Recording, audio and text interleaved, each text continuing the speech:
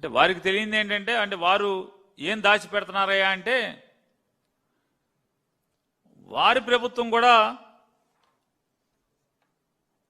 Harsh dairy అనే ఒక డైరీని, హర్ష్ ఫ్రెష్ డైరీ అనే ఒక డైరీని దాన్ని ఇన్స్పెక్షన్ చేసి టెండర్ గైడ్ లైన్స్ అన్నిటికీ సరిపడా పాల ఉత్పత్తులు కానీ, పాల సేకరణ కానీ, వెన్న సేకరణ కానీ అన్నీ సంతృప్తికరంగా ఉన్నాయి అని చెప్పని వారి ప్రభుత్వం నుంచి ప్రతినిధులు వెళ్ళి అంటే వారి నియామకం చేసినటువంటి పాలక మండలి కింద ఉన్నటువంటి టీటీడీలో నుంచి ఇద్దరు అధికారులు వెళ్ళి దాన్ని అప్రూవ్ చేసి సాటిస్ఫై చేసి వచ్చారు. వచ్చిన తర్వాత జగన్మోహన్ రెడ్డి గారు అంటే ఎన్నిక జరగక ముందే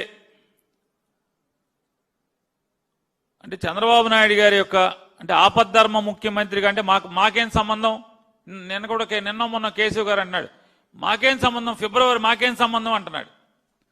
ఇదేమో అక్టోబర్ నవంబర్లోనే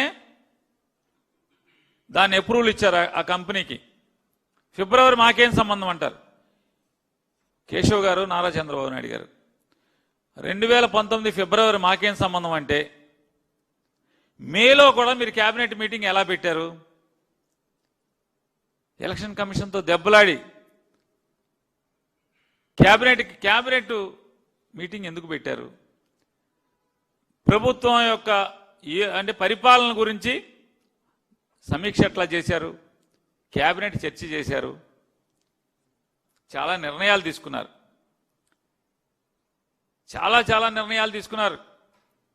ముఖ్యమంత్రి హోదాలో నారా చంద్రబాబు నాయుడు గారు మీ ప్రభుత్వం యాక్టివ్గా పనిచేసింది. పోలింగ్ అయిన తర్వాత కూడా యాక్టివ్గా పనిచేసింది.